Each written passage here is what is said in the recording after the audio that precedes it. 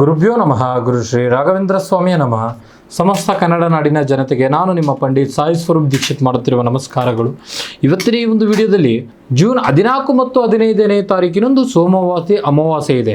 ಈ ಒಂದು ಅಮಾವಾಸ್ಯೆ ಕಳೆದ ನಂತರ ಕನ್ಯಾ ರಾಶಿಯಲ್ಲಿ ಇರುವಂಥ ಒಂದು ಭವಿಷ್ಯ ಫಲ ಏನಿದೆ ಅಂತ ನಾವು ಇಂದು ಈ ವಿಡಿಯೋದಲ್ಲಿ ತಿಳಿಸ್ಕೊಡ್ತಾನೆ. ಯಾರೆಲ್ಲ ಈ ಒಂದು ವಿಡಿಯೋ ನೋಡ್ತಾ ಇದ್ದೀರಾ ಕೊನೆವರೆಗೂ ವಿಡಿಯೋ ನೋಡಿ, ಹಾಗೂ ಹೆಚ್ಚಿನ ವಿಡಿಯೋಗಳಿಗಾಗಿ ನಮ್ಮ ಒಂದು ಯೂಟ್ಯೂಬ್ ಚಾನಲ್ನ ಲೈಕ್ ಮಾಡಿ, ಶೇರ್ ಮಾಡಿ, ಹಾಗೂ ಸಬ್ಸ್ಕ್ರೈಬ್ ಮಾಡಿ. ವೃತ್ತಿ ಮತ್ತು ಒಂದು ಉದ್ಯೋಗದ ವಿಚಾರದ ಬಗ್ಗೆ ನಾವು ನೋಡೋದಾಯಿತು ಅಂತ ಹೇಳಿದ್ರೆ, 6ನೇ ಮನೆಯಲ್ಲಿ ಶನಿ ಬಲಿಷ್ಠನಾಗಿ ಇರುವುದರಿಂದ ಉದ್ಯೋಗದಲ್ಲಿ ನಿಮ್ಮ ಕೈ ಮೇಲೆ ಇರುತ್ತದೆ. ಕಚೇರಿ ರಾಜಕೀಯದಿಂದ ಇರುವಂಥ ತೊಂದರೆಗಳು ದೂರವಾಗುವಂಥದ್ದು. ನೀವೇನಾದರೂ ಒಂದು ಉದ್ಯೋಗ ಬದಲಾವಣೆ ಮಾಡಬೇಕು ಅಂತ ಯೋಚನೆ ಮಾಡ್ತಾ ಇದ್ದರೆ ಒಳ್ಳೆ ಕಂಪನಿಗಳಿಂದ ನಿಮಗೆ ಒಂದು ಆಫರ್ ಬರುವಂಥದ್ದು. ಇನ್ನು ಒಂದು ಆರ್ಥಿಕ ಪರಿಸ್ಥಿತಿ ಬಗ್ಗೆ ನಾವು ವಿಚಾರ ಮಾಡೋದಾಯಿತು ಅಂತ ಹೇಳಿದ್ರೆ, 9ನೇ ಮನೆಯಲ್ಲಿರುವಂಥ ಗುರು ನಿಮಗೆ ಭಾಗ್ಯಸ್ಥಾನದಲ್ಲಿದ್ದಾನೆ. ದೀರ್ಘಕಾಲದಿಂದ ಪೀಡುತ್ತಿರುವಂಥ ಹಳೆಯ ಸಾಲಗಳನ್ನು ತೀರಿಸಲು ಇದು ಒಂದು ಒಳ್ಳೆಯ ಸೂಕ್ತ ಸಮಯ. ಇನ್ನು ವ್ಯಾವಹಾರಿಕ ವಿಚಾರದ ಬಗ್ಗೆ ನೋಡೋದಾಯಿತು ಅಂತ ಹೇಳಿದ್ರೆ, ವ್ಯಾಪಾರಸ್ಥರಿಗೆ ಒಂದು ಹೊಸ ಇನ್ವೆಸ್ಟ್ಮೆಂಟ್ಗಳು ಒಳ್ಳೆಯ ಲಾಭದಾಯಕವಾಗಿ ತಂದುಕೊಡುವಂಥದ್ದು. ಮಾರುಕಟ್ಟೆಯಲ್ಲಿ ನಿಮ್ಮ ಲೆಕ್ಕಾಚಾರಗಳು ಒಂದು ಒಳ್ಳೆಯ ವಿಚಾರದಲ್ಲಿ ಕೆಲಸ ಮಾಡುತ್ತವೆ.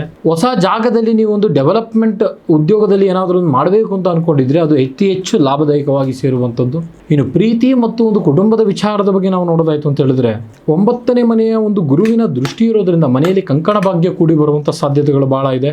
ತಂದೆಯೊಂದಿಗೆ ಇರುವಂಥ ಬಾಂಧವ್ಯಗಳು ಸುಧಾರಿಸುತ್ತದೆ. ಕುಟುಂಬದಲ್ಲಿ ಇರುವಂಥ ಹಿರಿಯರ ಆಶೀರ್ವಾದದಿಂದ ನಿಮ್ಮ ಎಲ್ಲ ಕೆಲಸಗಳು ಸುಗಮವಾಗಿ ನಡೆಯುವಂಥದ್ದು. ಇನ್ನು ಆರೋಗ್ಯದ ವಿಚಾರದ ಬಗ್ಗೆ ನಾವು ನೋಡೋದಾಯಿತು ಅಂತ ಹೇಳಿದ್ರೆ, ದೀರ್ಘ ಕಾಯಿಲೆಯಿಂದ ಯಾರೆಲ್ಲ ಒಂದು ಆರೋಗ್ಯ ಸಮಸ್ಯೆಯಲ್ಲಿ ನರಳುತ್ತಾ ಇದ್ದೀರಿ ಅವರಿಗೆ ಒಂದು ಸೂಕ್ತ ಪರಿಹಾರ ಸಿಗಲಿದೆ. ಈ ಒಂದು ತಿಂಗಳು ಆರೋಗ್ಯದಲ್ಲಿ ಗಣನೀಯ ಸುಧಾರಣೆ ಕಂಡು ಬರುವಂಥದ್ದು. ಗುರುವಿನ ಒಂದು ಪೂರ್ಣ ಅದೃಷ್ಟ ನಿಮ್ಮ ಕಡೆ ಮಾಡಿಕೊಳ್ಳಲು ನಾನು ಹೇಳುವಂಥ ಈ ಒಂದು ನಿಯಮವನ್ನು ಪಾಲನೆ ಮಾಡಿ. ಕನ್ಯಾ ರಾಶಿಯ ಒಂದು ಅಧಿಪತಿ ಬುಧ ಆಗಿರುವಂಥ ಕಾರಣದಿಂದ ಪ್ರತಿ ಬುಧವಾರದಂದು ವಿಷ್ಣು ಶಾಸ್ತ್ರ ನಾಮವನ್ನು ಪಠಿಸಿ. ಪ್ರತಿ ಬುಧವಾರದಂದು ಕನಿಷ್ಠ 21 ಬಾರಿ ಓಂ ಬುಧಾಯ ನಮಃ ಎನ್ನುವ ಮಂತ್ರವನ್ನು ಜಪ ಮಾಡಿ. ಬುಧವಾರದಂದು ಹಸಿರು ಬಣ್ಣದ ಬಟ್ಟೆಯನ್ನು ಬಡವರಿಗೆ ದಾನ ಮಾಡಿ. ಈ ಅಮಾವಾಸ್ಯೆ ಕಳೆದ ನಂತರ ನಿಮ್ಮ ಒಂದು ಅದೃಷ್ಟವಾದಂಥ ಸಂಖ್ಯೆ 5, 7, 8. ಇದಾಗಿತ್ತು ಕನ್ಯಾ ರಾಶಿಯವರ ಸೋಮಾವತಿಯ ಒಂದು ಭವಿಷ್ಯ.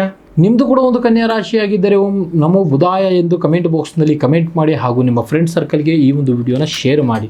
ಹಾಗೆ ಯಾರೆಲ್ಲ ಒಂದು ಸಮಸ್ಯೆಯಲ್ಲಿ ನರಳುತ್ತಾ ಇದ್ದೀರಿ, ಪ್ರೀತಿ ಪ್ರೇಮದಲ್ಲಿ ತೊಂದರೆ, ಗಂಡ ಹೆಂಡತಿ ಸಮಸ್ಯೆ, ಮನೆಯಲ್ಲಿ ಆಸ್ತಿ ವಿಚಾರ, ಕೋರ್ಟ್ ಕೇಸ್, ಜಾಗ ಜಮೀನು ಇತ್ಯಾದಿ ಆರೋಗ್ಯ ಸಮಸ್ಯೆಗಳು ಯಾವುದೇ ಇದ್ದರೂ ಕೆಳಗೆ ಕಾಣುತ್ತಿರುವ ನಮ್ಮ ನಂಬರ್ಗೆ ಸಂಪರ್ಕಿಸಿ. ಸಾಧ್ಯವಾದಲ್ಲಿ ನೇರವಾಗಿ ಬಂದು ಭೇಟಿ ಮಾಡಿ. ಧನ್ಯವಾದಗಳು.